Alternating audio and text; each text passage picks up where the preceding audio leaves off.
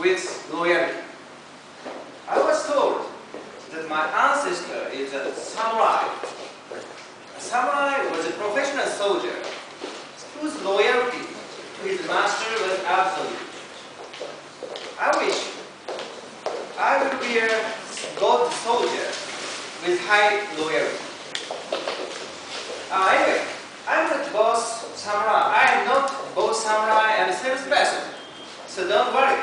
I have no plan about selling any Japanese books to you. But I want to sell our dream.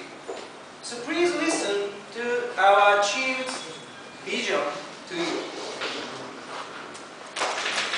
But I'm sorry to say that my speech may be not useful for your business.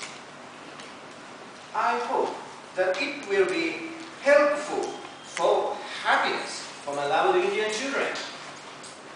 I'm afraid that I'm just common Japanese. My job is a social worker. I usually help intellectually disabled persons. So I have no special skills or any talent at all. But I have a passion about helping the weak of society, especially children.